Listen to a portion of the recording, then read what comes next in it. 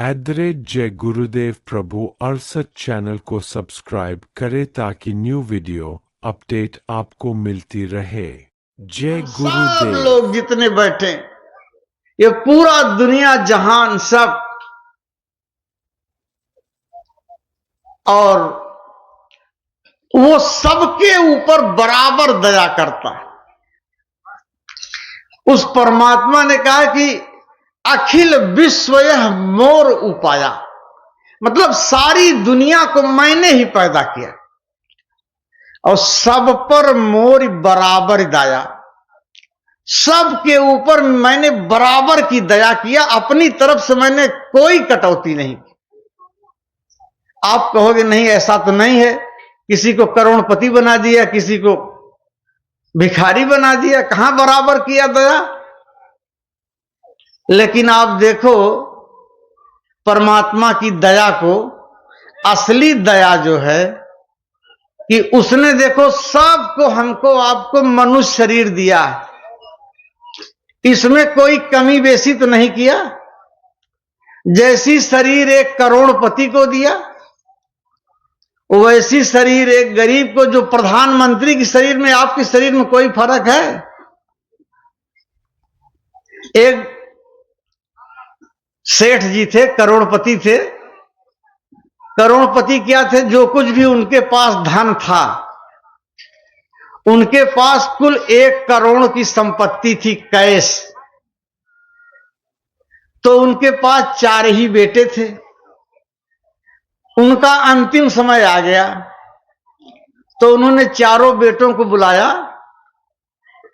और 25-25 लाख रुपए का चेक चारों को दे दिया। कहा देखो बेटा, हमारा समय अब करीब है, हो सकता है हम ज्यादा न चलें, तो कोई ये न कह सके कि हमने कोई भेदभाव रखा है अपने बच्चों में। तो देखो मैंने 25-25 लाख का चेक जो है वो चारों के नाम काट दिया है, यही हमारे पास कुल पूंजी है। अब तुम लोग इसको लेकर के अपना जीवन अपने तरीके से बिताओ। तो बाप की तरफ से तो कोई कमी नहीं की गई, लेकिन जब बाप का शरीर छूट गया तो उनके जेब में कुछ फुटकर पैसा था। कुछ फुटकर पैसा 10-20 रुपए, 50 रुपए, इस तरफ के कुछ सिक्के थे। तो जब लड़कों ने उनका कपड़ा उतारा तो वही फुटकर के लिए मार हो गई चारों भाइयों में, छीना झपटी हो गई कि नहीं ये इसको तो बटवाई नहीं की। देखो वो एक छीन लिया, हम लेंगे, वो कहा हम लेंगे, मारपीट। उसी मारपीट में चारों का चेक जो था वो फट गया। वो चेक कोई देख ही नहीं रहा है, उसको तो फाड़ के किनारे कर दिए। फुटकर के लिए हाथ पैर अपना तोड़वा लिए, वो मारपीट करने लगे। तो भाई उस पैसे के सामने इसकी क्या कीमत है? तो मूर्ख थे आप। तो देखो जो सबसे बड़ी दौलत होती है वो मनुष्य शरीर होती है। ये कोई मामूली चीज आप मत समझिए, ये परमात्मा के यहां का सबसे बड़ा हीरा रतन है। ये मामूली कीमत आप समझ रहे, इसके अंदर इतना बड़ा अधिकार मिला है आप, जो अधिकार स्वर्ग में देवता रहते हैं उनके पास नहीं। जितना देवी देवता आप पूजते हो, सब देवता आपसे नीचे हैं। आपका स्थान इस शरीर में आत्मा का कोई मामूली स्थान नहीं। यही मनुष्य शरीर 6 चक्रों पे है, सब देवता का स्थान निश्चित है। सबसे ऊपर तो आप ही बैठे हो। इस शरीर में आज्ञा, ये आज्ञा चक्र है, यहां पे आप बैठे हो, यहां पे आत्मा है। उसके नीचे देखो ये कंठ चक्र है, यहां पे आद्या महाशक्ति रहती है। अब बताओ, आपसे नीचे उनकी कुर्सी है। अभी आपके दरवाजे पे प्रधानमंत्री भी आ जाएं, मुख्यमंत्री भी आ जाएं, डीएम साहब भी आ जाएं, तो आप सबसे बढ़िया आसन प्रधानमंत्री के लगाओगे? ऐसा थोड़ा डीएम साहब को लगा दोगे। प्रधानमंत्री भाई उसको सबसे ऊपर, तो बल्कि मुख्यमंत्री का उनके थोड़ा नीचे लगाओगे तब भी चलेगा, और डीएम साहब को एक कुर्सी दे दोगे तब भी चल जाएगा, भाई हम तो इनके नीचे बैठेंगे। तो पहले अपनी औकात समझिए आप कि आप सबसे ऊपर आप बैठे हो, आपसे नीचे कंठ चक्र पे यहां पे देखो आद्या महाशक्ति बैठी, उसके नीचे हृदय चक्र पे यहां शंकर जी रहते, उसके नीचे नाभि चक्र पे यहां देखो जो है वो विष्णु भगवान रहते। विष्णु भगवान कितना नीचे आपसे हैं, अब आप अपनी कोई औकात ही नहीं समझ रहे। उसके नीचे इंद्री चक्र पे ब्रह्मा जी हैं, मूलाधार चक्र पे गणेश जी हैं, सारे देवता आपसे नीचे हैं। तो मानव शरीर में आपकी जीवात्मा सबसे ऊपर बैठी, और जो अधिकार आपके पास है वो किसी देवी देवता के पास है। आपको अधिकार है कि आप उस मालिक के पास जा सकते हो, लेकिन ये नीचे वाले कोई देवी देवता नहीं जा सकते, इनके लिए अधिकार नहीं। यहां तक कि स्वयं निरंजन भगवान को भी अधिकार नहीं है को चले जाएं, लेकिन आप जा सकते हो, आप अनामी धाम तक जा सकते हो। लेकिन यह बात बताने वाला कोई महापुरुष मिलेगा तब न काम बनेगा आपका। इसलिए ये गुरु महाराज कहते थे, इस धरती के एक एक कण को हीरा बना दो और उसकी कीमत लगा दो, तो ये मनुष्य शरीर की कीमत के आगे कुछ नहीं। ये अरबों खरबों की दौलत संपत्ति इस शरीर के सामने कुछ नहीं। लेकिन जब इस दौलत को आप उससे काम लो तब न इसकी कीमत समझ में आएगी। इससे कोई काम ही नहीं ले रहे हो आप, तो भिखारी बने रहो। एक भिखारी भीख मांग रहा था, तो एक सेठ जी जो है उस गांव से गुजर रहे थे, तो उसने रोते हुए कहा, अरे सेठ जी आप तो बड़े आदमी हो, कुछ खाने को दे दो, मैं 3 दिन से कुछ खाया नहीं। तो सेठ जी को दया आ गई, उन्होंने कहा हमारे यहां तो 50 आदमी फालतू रोज खाते हैं, और ये बेचारा 3 दिन से खाया नहीं, तो छोटी मोटी चीज देंगे तो काम चलेगा नहीं इसका। उनके पास एक सोने का कटोरा था, उन्होंने कहा लो तुमको ऐसी चीज देते हैं कि भीख मांगना तुम्हारा बंद हो जाएगा, ये लो। सोने का कटोरा पकड़ा के कहा ये बताओ किस गांव के रहने वाले हो? तो कहा मैं तो इसी गांव का रहने वाला हूं। क्या नाम है? नाम बताया। कहा ठीक है अगले साल तुमसे मिलेंगे। वो तो चले गए। वो तो सोचे कि उसका तो दिन बदल गया होगा। 1 साल के बाद सोचा कि चलो जरा भिखारी का पता लगाएं। गांव में पहुंचे, अरे कहा भाई इस नाम का आदमी रहता है? तो लोगों ने कहा इतने बड़े सेठ आए हैं तो किसी बड़े आदमी को पूछ रहे होंगे। कहा नहीं साहब इस नाम का आदमी तो यहां नहीं रहता। अरे नहीं भाई यहीं का पता तो बताया, इसी गांव का रहने वाला था। तो कहा अरे इस नाम का एक भिखारी रहता है। तो कहा क्या अब भी भीख मांगता है? कहा हाँ तो रोज मांगता है, वो तो अभी गया यहीं से 10 मिनट पहले, अभी आगे मिल जाएगा आगे गली में। वो तो रोज ही भीख मांगता है। तो सेठ जी ने कहा अच्छा। वो दौड़े दौड़े पीछा किया तो देखा कि जो कटोरा सेठ ने दिया था उसी में भीख मांग रहा था। उस कटोरे से उसने यही काम लिया कि अब उसी कटोरे में वो भीख मांगता था सबसे। तो उसको तो उस कटोरे की कीमत पता ही नहीं। अगर उसकी कीमत पता होती, उसको बेच दिया होता तो गांव का सबसे बड़ा आदमी बन गया होता। मामूली चीज नहीं थी, लेकिन उसमें भी भीख ही मांग रहा। तो हम आप मनुष्य शरीर पाकर के भी भीख ही मांग रहे हैं। आप अपने परिवार में रोज के रोज रोने धोने में, बाल बच्चों में, खेती बाड़ी में, रोज रोज की झंझटों में, किचकिच में, किसके सामने नहीं परेशानी। महात्मा कहते हैं सब लोग दुनिया में दुखी हैं, कोई तो तनमन दुखी, कोई चित्त उदास, कोई तन से दुखी है, कि भगवान ने सब कुछ दे दिया, धन दौलत बाल बच्चे, तो पता लगा किडनी खराब हो गई, अब रोज डायलिसिस हो रही है, तो कौन सा सुख बेचारे समझे संसार का। सब कुछ तो है, तो कोई तन से दुखी है, कोई मन से दुखी है कि सब कुछ जो है भरा पड़ा हुआ है, पता लगा पति पत्नी में तलाक हो गया है, अब मन हमेशा टेंशन में है, कोई चित्त उदास, कोई चित्त चंचल बना हुआ है, कभी यहां कभी वहां, क्या करे क्या न करे। तो कहते हैं एक एक दुख सबन के, दुनिया में कोई ऐसा नहीं जिसके पास दुख ना हो। ये आप मत समझिए कि हमारे पास गरीबी है तो हम ही दुखी हैं। जिनके पास सब कुछ है वो बहुत ज्यादा दुखी है। जो गरीब होता है वो सोचता है कि हे भगवान, कहीं से 1000 रुपया मिल जाता तो हमारा काफी काम बन जाता, ये कर लेते ये कर लेते ये।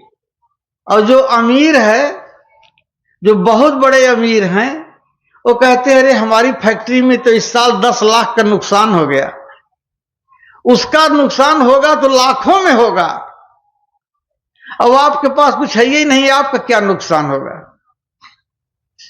तो इस तरह से सब लोग दुखी हैं। और कहा कि एक एक दुख सबन के, लेकिन सुखी संत कर दास। अगर संत मिल गए और उन्होंने रास्ता आपको बता दिया, असली पढ़ाई आपको पढ़ा दिया, तो समझ लो आपकी जो संत की बात मानते हैं उन्हीं का सारा दुख खत्म हो जाता। क्योंकि जब संत के पास जाएंगे तो आत्मा को जगाने का रास्ता बताता। अगर सही महात्मा मिल गए, संत नाम उनका जिनको आत्मा का भेद मालूम है। हमारे गुरु महाराज ने आम मानव जाति, आम इंसान जाति को इसी मनुष्य शरीर में आत्मा को जगाने का भेद बताया। सबके लिए सुलभ। उन्होंने कोई प्रतिबंध नहीं रखा कि तुम हिंदू हो कि मुसलमान हो कि सिख ईसाई हो कि पंडित हो कि ठाकुर हो कि हरिजन हो कि यादव हो, इसका कोई बात ही नहीं। आत्मा को जगाओ, ये अधिकार भगवान ने दिया है, यही आपका असली काम है। दुनिया का सब काम करते हुए दुनिया का भी काम कर को, और फिर ये असली काम, ये काम अपना बना लो। ये देखो है कलयुग, इसमें उम्र है ज्यादा से ज्यादा 100 साल में सब खत्म हो जाए, इससे ज्यादा कोई यहां नहीं रह सकता। वैसे कम ही उम्र है, 20 साल, 10 साल, 40 साल, 50 साल को, वैसे तो कोई ठिकाना नहीं। लेकिन कलयुग में माना गया कि बहुत ज्यादा कोई जिएगा तो 100 साल। इसी मनुष्य शरीर की उम्र त्रेता युग जब आता है, द्वापर युग, तो 1000 साल हो जाती। इस समय नहीं समझ में आएगा, लेकिन जब युग परिवर्तन होते हैं तो इसी मनुष्य शरीर की जो है 6 फीट का 7 फीट का आदमी होता है, तो 12, 14, 15 फुट के आदमी होते हैं। 1000 साल उम्र रहती है। और त्रेता युग में 10,000 साल की उम्र रहती है। और सतयुग में इसी मनुष्य शरीर की उम्र 1 लाख वर्ष हो जाती। तो अब आप सोचोगे कि 1 लाख वर्ष में क्या करते होंगे, तो वैसा ज्ञान रहता है। सतयुग में 1 लाख वर्ष की उम्र है, तो उस समय हड्डी में प्राण रहता है। समाधि लगा के बैठ गए, आत्मा को निकाल दिया, अब स्वर्ग में चले गए। पता लगा 10 साल, 20 साल, 50 साल, 100 साल, हजार साल समाधि में है। शरीर का कोई नुकसान नहीं, यहां बैठ के दिन बीतेगा। कोई किसी मंडल में निकल गया, क्योंकि सतयुग सब योगी विज्ञानी, वो सारे के सारे लोग योगी और विज्ञानी होते थे। सबकी आत्मा चढ़ती, सब साधक होते हैं, अलग अलग मंडलों में निकल गए, अपना शरीर यहां पड़ी है, कोई उनको गमे नहीं। लेकिन यह है कलयुग, इसमें अन्न में प्राण है। 24 घंटे में जो है पेट में चूहे कूदने लगेंगे, उनको भोजन चाहिए इस शरीर को। तो यहां पे आप साधु सन्यासी नहीं बन सकते, घर बार नहीं छोड़ो। गुरु महाराज ने कहा कि देखो कलयुग में साधना बहुत आसान है, उम्र कम है तो कम समय में बहुत फल मिल जाता है, और जब ज्यादा उम्र है तो लोग हजार हजार बरस तपस्या करते थे, तब जरा सा झलक मिलता था किसी देवी देवता। ज्यादा उम्र थी, ज्यादा समय था, लगते थे लोग।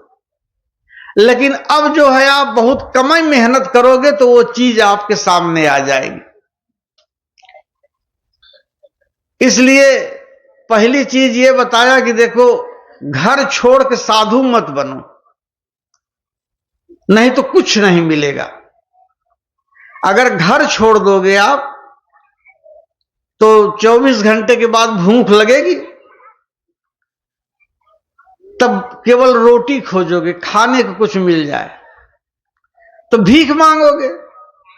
तो भीख मांगने से अच्छा है अपने घर का खाओ, पैदा करके खाओ, तो किसी का कर्जा नहीं चढ़ेगा। इसलिए बाबा जी ने कहा देखो अपनी गृहस्थी में रहो सब लोग, और घर को क्या समझो, हम सब लोग जितने बैठे हो अपने को आप यहां मेहमान समझिए।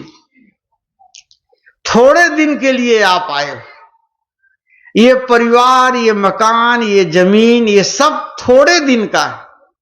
इसको अपना कोई विरासत मत समझ लो कि अब ये हमेशा हमारी रहेगी। लगता तो ऐसे ही है कि ये सब हमेशा रहेगा, लेकिन जब हम ही नहीं हमेशा रहेंगे तो ये सब कैसे रहेगा। तो हमेशा इस चीज को याद रखिए। महात्मा ये कहते हैं दुनिया में रहने का यही तरीका है कि हमेशा ये समझे रहो दिमाग में कि हमको यहां से जाना है। अब जाने का भाई काल कब झपट्टा मार दे, आपने देखा नहीं होगा घटना। कभी कभी कोई परदेसी बेचारा 4-3 साल के बाद आया, घर में शादी पड़ी थी, और जो है यहां पे गया मार्केट में सामान खरीदने, पता लगा फट से एक्सीडेंट हो गया। ऐसे ऐसे मौके पे जान चली जाती है कि आदमी हक्का बक्का हो जाता है, अरे ये कैसे हो गया। हमने तो ये सोचा बारात करने आप जा रहे हो, थोड़ा जा रहे हो बारात में कुछ हो जाएगा, पता लगा वहीं कोई घटना हो गई। किसी का जन्मदिन है उसी दिन कुछ हो गया। तो बात यह है कि इस संसार का कोई ठिकाना मत समझिए। तो महात्मा कहते हैं पहली चीज यह कि सहजो भाई ने कहा कि सतगुरु के प्रताप से ऐसी जान पड़ी कि नहीं भरोसा सांस का, आगे मौत खड़ी, सबके आगे मौत खड़ी है। इस सांस का कोई भरोसा मत समझो कि आज है कल रहेगी कि नहीं रहेगी। इस तरह से हमको आपको इस दुनिया का एक दूसरे के सब मेहमान हो। माता हैं, पिता हैं, वो भी मेहमान हैं। वो कब चले जाएं, जब तक हैं उनकी सेवा कर दो आप। उनका अपमान मत करो, उनकी बेकदरी मत करो। हमारे यहां बुढ़ों की बड़ी बेकदरी हो जाती है। क्यों बेकदरी होती है कि अब उनको सेवा की जरूरत है, अब वो अपने सहारे कुछ कर नहीं पाते, और किसी के पास मौका नहीं उनकी सेवा करने का। लेकिन देखो यही मां जब बच्चा पैदा होता है तो ये बच्चे की कितनी सेवा करती है। हम आप जब पैदा हुए थे तो हम आप भी तो चलने फिरने लायक नहीं थे, परवश थे। तो माता ने कितने प्यार से पाल पोस करके बड़ा किया। आदमी का बच्चा 6 महीने में बैठता है, साल भर में खड़ा होता है, बड़ी सेवा लेता है। जानवरों के बच्चे तो आधे घंटे में